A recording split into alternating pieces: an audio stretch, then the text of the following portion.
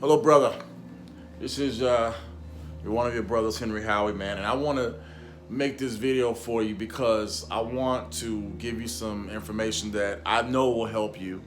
I already know that your wife has served you with papers for the beginning of the long drawn out divorce proceedings, and I'm pretty sure that you're going to contest the divorce, so that's going to, of course, make the process go longer. And as I have been trained, that's one of the things I learned in Bible school. We were taught on marriage, family therapy, and divorce.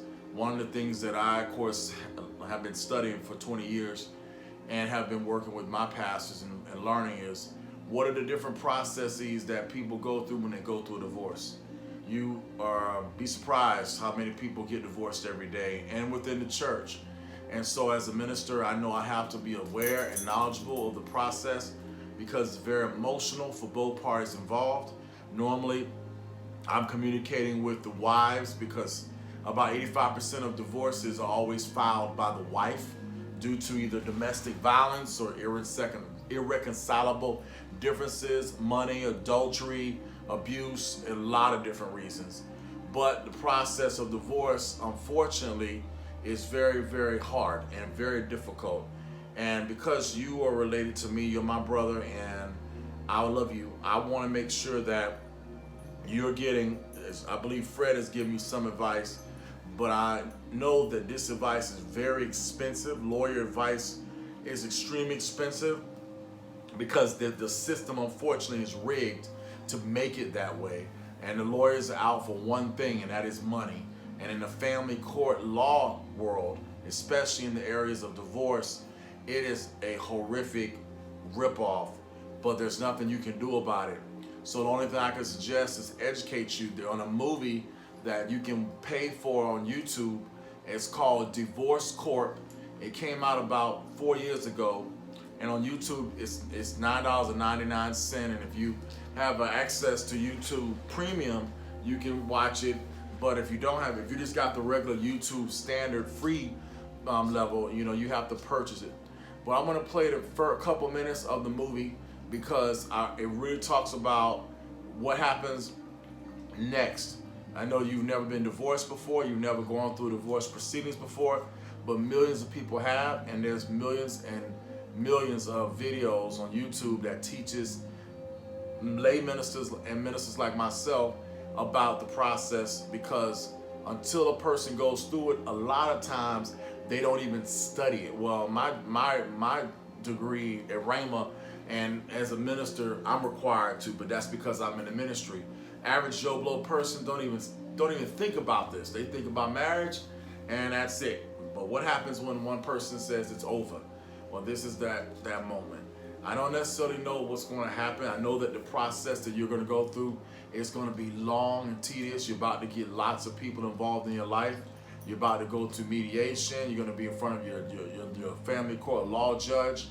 And there are certain civil procedure and rules and statutes and laws, and you must become educated on them as soon as possible in order for you to not make the mistakes that other men have made when they go in front of the judge for custody, paternal rights, as far as money, child support. All those things are about to be battling because you have 3 beautiful young kids under the age of 5, and your wife is now saying, out of irreconcilable differences, she wants a divorce. I hope you read closely the information that she probably spent on average $500 to compile and pay for, and that the process server had to send and serve you with. But her facts of it are going to be in writing, because for a person to file the petition of divorce, they must write in the petition what the reasons are for why they're filing for divorce. This gives you a choice. You can do what the typical man does and become angry and vindictive and want to fight her, and it becomes a tit for tat, and you destroy your daughters and your sons. Or you can do the anointed spiritual way, and that is to, with your pastor, hopefully you're talking to Pastor Davis, Fred, and your lawyer, work on the areas that you need to work on in your life and make this process amicable, which means make it normal, make it easier. The divorce process is adversarial. It is going to be your lawyer, whoever your lawyer is going to try to attempt you to do everything to destroy that woman, to make her credibility. But remember, that is the mother of your child. Think about it from the standpoint of this. Your mother of your child is just like the mother of us. And our father could destroy our mother if he wanted to and hurt us, like you could destroy your wife and hurt your kids. And as we being a product of a divorce home, we know the damage that it has on us if we're honest with ourselves. And it has a lot of damage on millions of men and women today. And right now, I would suggest that you watch a little bit of this video and then go online. It's on the YouTube. It's called Divorce Corp. And I promise you, it will help you understand what you're now involved with, because I know you're not going to go reach out to people in the family. I know you're not going to try to tell people your business, but and that's part. You want to be careful who you talk to. But the facts of this, it's going to probably be very hard on your kids, and you're going to have to face them in years to come. And of course, when it comes down to the time sharing, that's the new word now. How you know, where you live is really important, because in order for you to get time with your child, or through your children, plural, the courts are going to want you to have an apartment and a lease. And so since I see that you're going back and forth here to Atlanta, you might decide to move up here, which of course will affect your custody and your time with them, because most of the time they don't let kids go out of the state. They want the kids to stay within the state, to stay within the school system. But since your kids are not actually started school as far as kindergarten yet, the laws are going to be very unique. I'm so sorry that you're going through this at this moment in time, because it's just horrible, man. But this is definitely time for you to listen to what your wife is saying, and you may feel that she's the evil witch of the West, and she might feel that you're the evil guy of the West. But the reality is, where y'all are now happened over a long period of time. This wasn't something that just happened. Y'all have had issues, like millions of couples have had issues. And because 1 out of 2 couples end in divorce, the reality is, if you don't get the stuff, if you don't study and learn from this, you're doomed to repeat it again. So let's watch the video.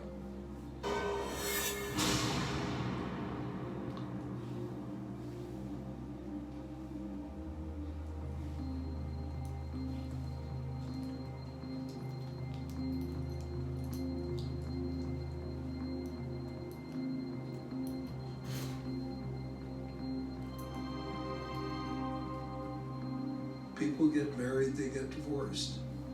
Since I started in 1949, when I passed a wedding, I think to myself, that's inventory. That's an evil man right there. He's a lawyer. The statistics are that more money passes through family law court than all the other courts. The more you charge, the more people are willing to pay, because they feel that money equals skill.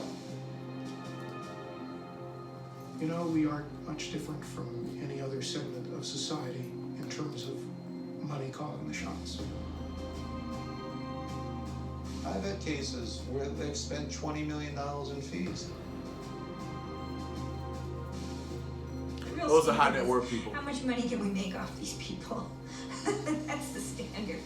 Yep. There's an expression that people can get as much justice as they can afford, and that most people cannot afford any justice at all. That's right. What's wrong with that? It's a business. This is a business. This is not social services.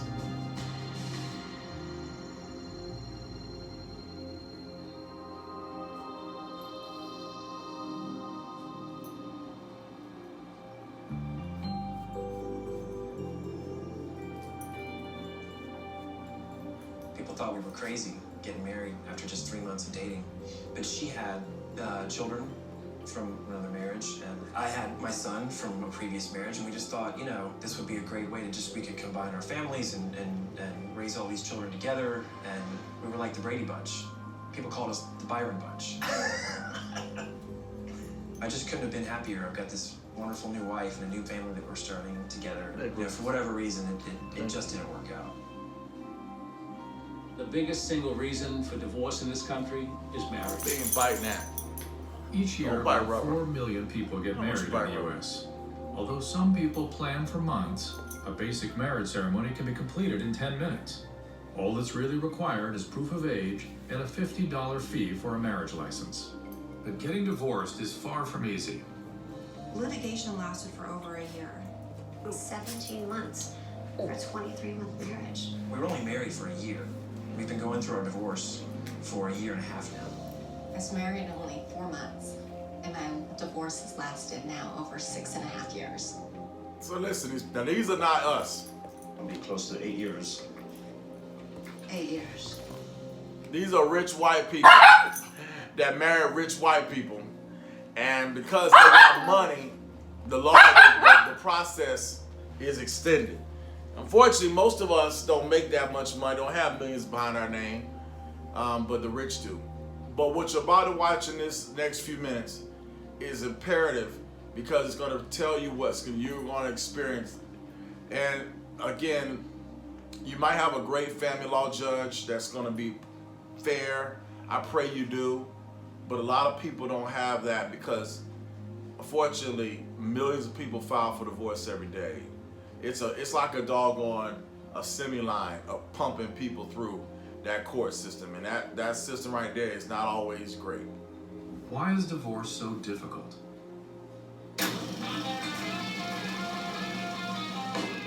Marriage in the U.S. was once considered a lifetime commitment, and divorce was something that regular folks just didn't do. Back then, divorce was considered dirty, both for the people getting a divorce and for the lawyers handling it. Wow. There could not be a divorce unless there was fault. Fault usually was either adultery or cruelty, which was the word for abuse. But the feminist movement of the 1960s began to change the way Americans viewed women in the home and in the workplace. Activists considered marriage a low-paying job, a trap that you couldn't escape. See that? Because proving fault created such a barrier to divorce, in 1969, then Governor of California Ronald Reagan responded to increasing political pressure by signing the first No-Fault Divorce Act. The concept quickly spread to most of the other 49 states. The divorce revolution, the great increase in divorce that happened in the 70s, happened in part because of no fault. Although no-fault laws made it easier to file for divorce, they didn't make it easier to complete a divorce. Even if your spouse is in total agreement and wants to end things on a happy note, you need the approval of a family court, presided over by a family court judge. But family courts can be like the Wild West, because certain rights provided by the U.S. Constitution do not apply in family court. The Constitution states that you're entitled to a trial by jury and an attorney if you can't afford one. All kinds of basic mechanisms that exist in the criminal and civil courts in this country don't exist in the family courts. The family courts call themselves courts of equity, not courts of law. Although it's not written anywhere in our federal or state constitutions, family courts have given themselves a pass on juries. Juries keep you honest, because they're 12 people who are going to make a decision based on how they look at things. The judge is a jury of one. In a family courtroom, the judge dominates the proceeding. In my world, where there's no jury, you are the decision maker. I'm more comfortable with that. In family court, you don't have the right to an attorney if you can't afford one. Litigants have no right to counsel. The right to an attorney did not apply, and the Constitution of the United States did not apply. One would think in a court where there is no jury and where you are not given the right to an attorney, our government would simplify the rules and make it easy to represent yourself. At a moment's notice, the judge will recite a civil code or procedure code or a family local rule code or whatever. You'll ask for a clarification, and the judge won't give you the clarification. It always comes back as, well, you should know. We use terms like order to show cause, notice of motion. They're not really user-friendly except for attorneys who are familiar with them. The court is not a friendly environment.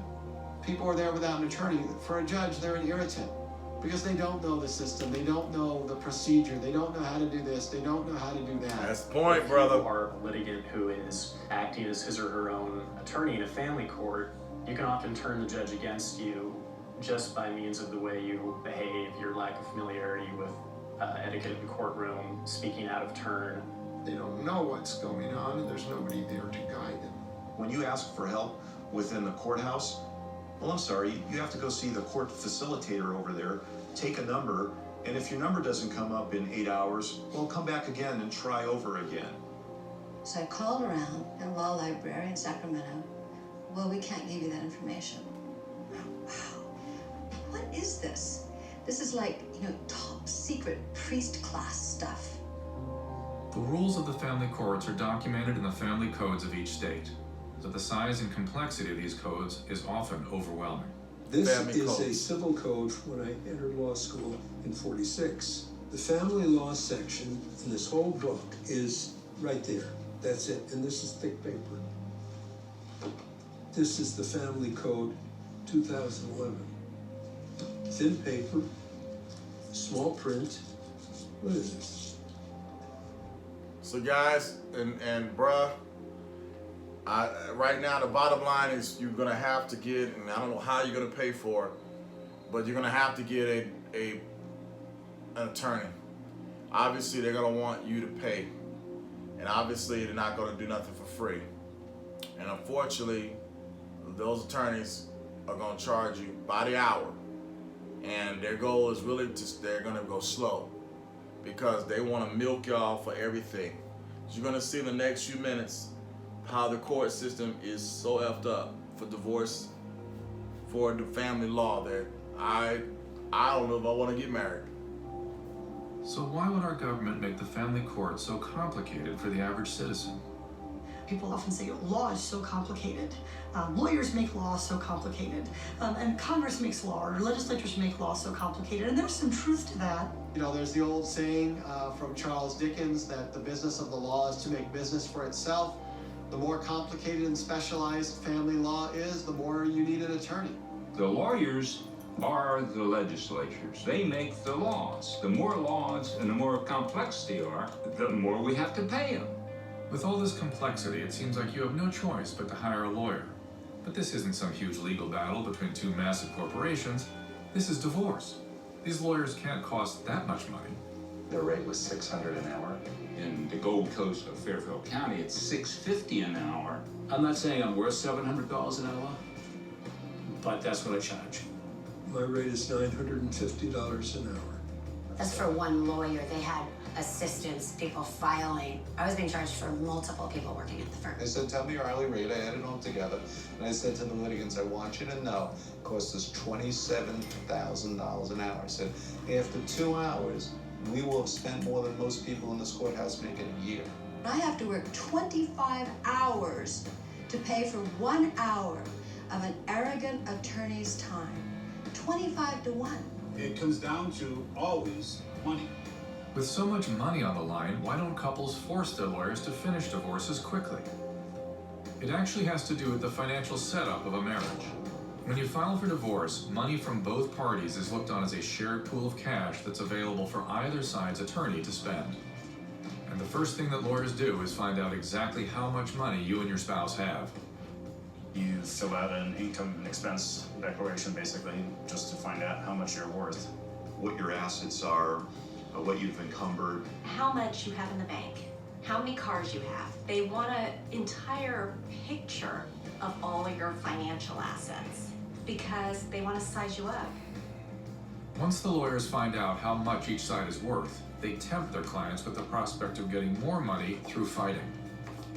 It has become about winning, and that's both from the economic perspective and from the sort of emotional perspective. What you have is a tinderbox, and virtually anything can ignite that tinderbox. And the lawyers, frankly, often are throwing gasoline on that fire. We're gonna fight you. And even if you win, you will think you lost. What you wind up with is people feeling antagonized by the tactics of the lawyers on the other side. If you and your spouse hate each other like poison and want to get out of the hellhole you call a marriage, you've come to the right place. You've got questions. We have answers. I'm Reno Brack, and this is Brutal Divorce Tactics. The system is an adversarial, polarized system. It turns out the court system is designed to create conflict. Many lawyers encourage their clients to be as aggressive as possible, tempting them with winning more money. And once someone starts making accusations towards you in court, you have no choice but to fight back. Yep. Because if you don't, you could lose it all. Your house, your money, your possessions, your children, everything. If one side is being reasonable and the other side is being totally unreasonable and greedy and miserable, and thus lies the problem. Basically what the court does is it creates a battleground in which each side hurls the harshest accusations they can come up with because they're desperate to win. There's nothing secret. Everybody's sexual habits and propensities and dirty little lack of hygiene, every detail of their journal and their photographs of them with weird toys strapped to them come into court. If you want to enter the circus and you put on the outfit and you want to be a great clown and entertain, the system will certainly accommodate you. You're getting billed by the hour and it gets expensive. And people need to realize that. The more acrimonious it is, the smaller the things that that the parties are willing to fight for, the more they get to bill. Attorneys get paid by the hour. The more accusations they make towards the other side, the more things they ask you to send them, the more papers they file with the courthouse. The more they earn, and the more it costs you. One party files something, you have to respond. If you don't respond, you either lose by default, or if it's a contempt petition, you land yourself in jail. You're a lawyer, you write a nasty letter. Her lawyer has to write a nasty letter. It's just a great system. Essentially paper the other side until they can't take it anymore. It's just paperwork after paperwork after paperwork after paperwork. And there are no limits. When attorneys get started, they have no incentive to stop until you run out of money. You have lawyers who are in it for the money, who are greedy, who will milk a case. If your case is taking years and years, then that means some attorneys just putting in a lot of frivolous motions to delay the case. In the 60s, it'd take a few months, a year. Now cases drag on 5, 6, 7, 8 years. Which is extremely expensive, as you can imagine. The attorneys definitely don't want to settle the cases because once they do, their income stream has been cut off. And the lawyers have been granted complete immunity in family court. A lawyer can say or do anything, no matter how false or cruel, and waste tens of thousands of dollars intentionally and maliciously, and they cannot be sued for malicious prosecution or excessive litigation. I'm not aware of any case where a lawyer was sued for being overly zealous. Did you ever hold an attorney in contempt? No. I really didn't have the heart to do that. I would see them privately, maybe when we had lunch afterwards. No, because he's doing his job, and however pitiful his case was, I'm reluctant to embarrass attorneys. With such high rates and no consequences for over-litigating, the money in the marriage is often spent before the divorce is even finished. So how do people pay for all this? When the liquid cash went out, at that point there, he says, well, I understand you have a $100,000 line of credit, which I had to go ahead and use that in order to pay for my legal defense. A lot of people go into debt as a result of their divorces. Some attorneys automatically put a lien on your house just to make sure that eventually they get paid. We took out an equity line of credit at my parents' house, and that's been maxed out now. I think it's $250,000. What they do is bleed you until all the money is gone. And if that isn't enough, the court can even order you to sell everything you own. The judge looks through here and he says to me, "You really messed this up. Next time I see you in my court, I'm going to order your land sold so you can get attorneys." Your home, your valuables are all going to be sold to pay the lawyers and people like me. The court does regularly liquidate an asset, sell the house to pay that person to do their job.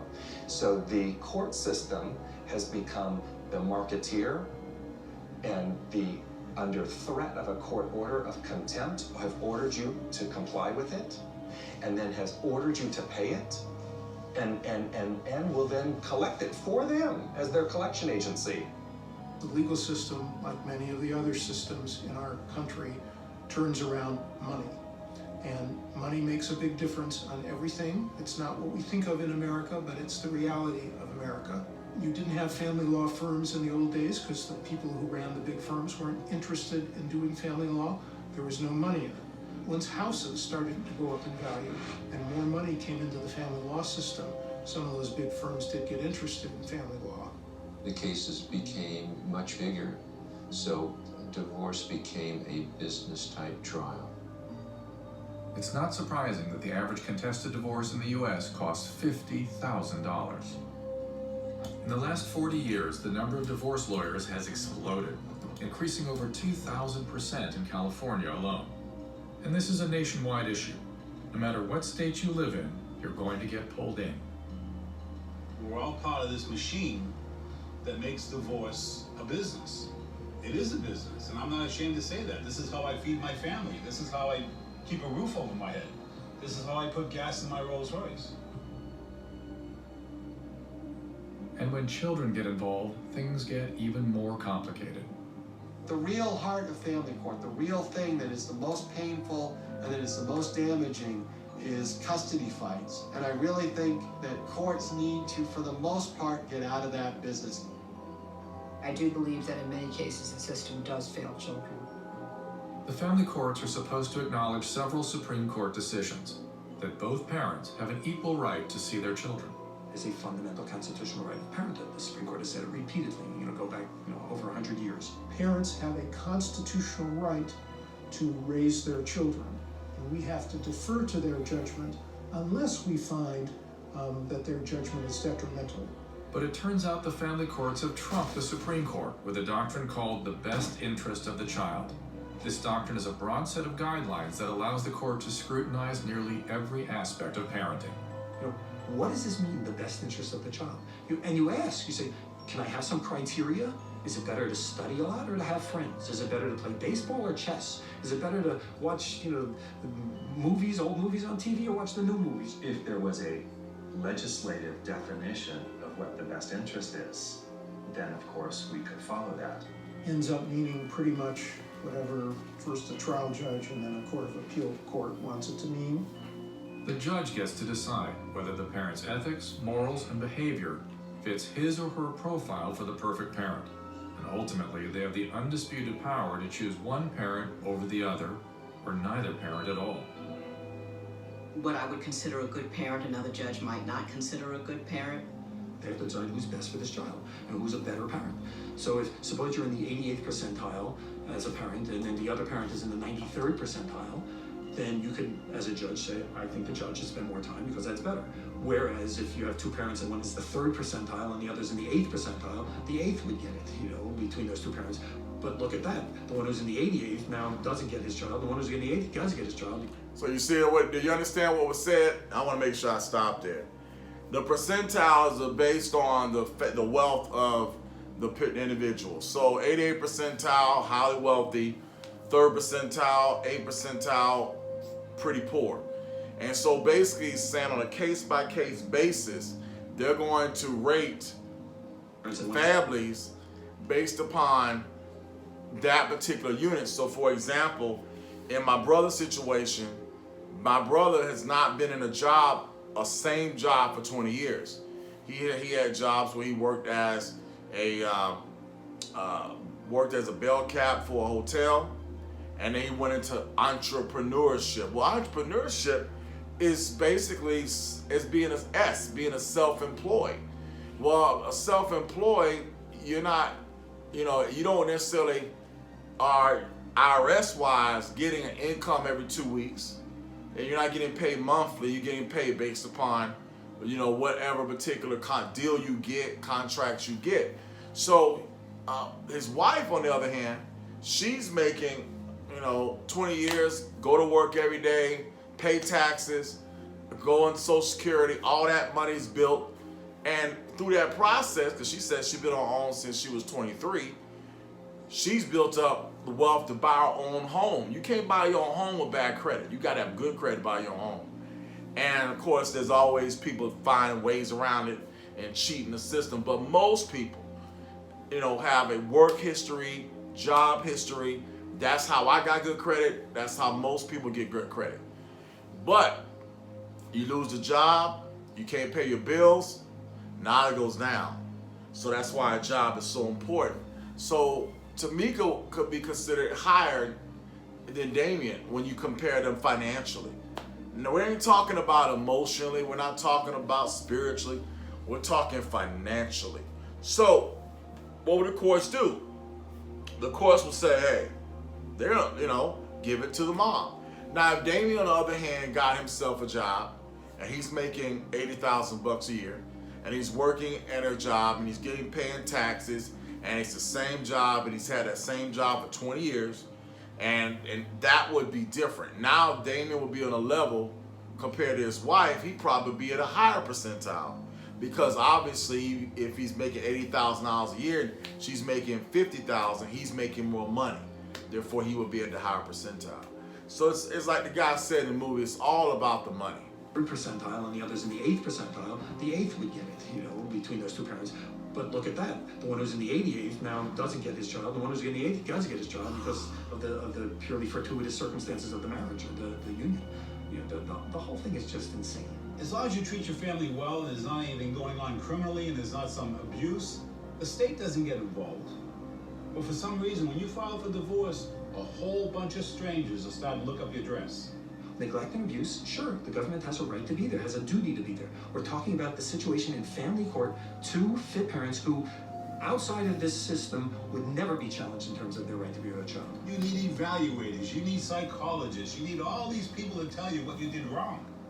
I will never understand that. Because the concept of the best interest of the child is so nebulous, the court system created a position called a custody evaluator.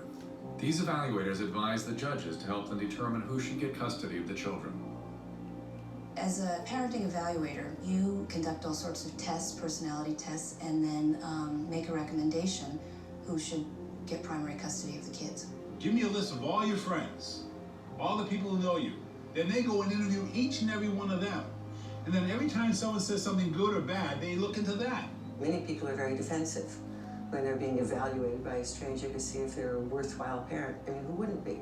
The MMPI Minnesota Multiphasic Personality Inventory has retest reliability that's 50% of the people change in less than 2 weeks.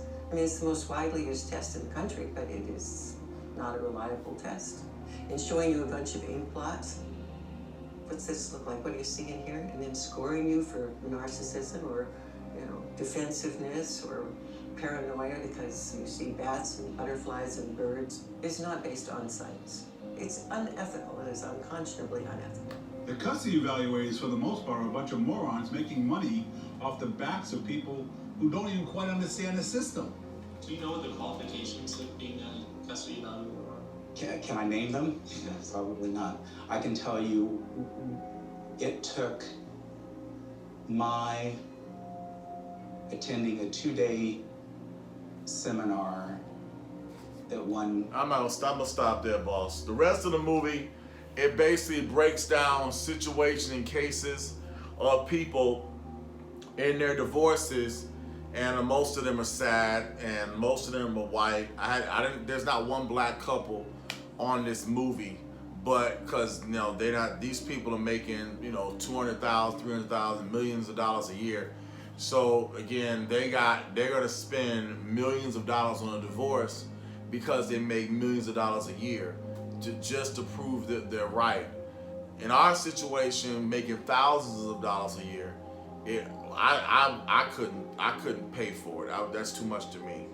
But again, it's all relative. If you make a lot of money, then you'll do it.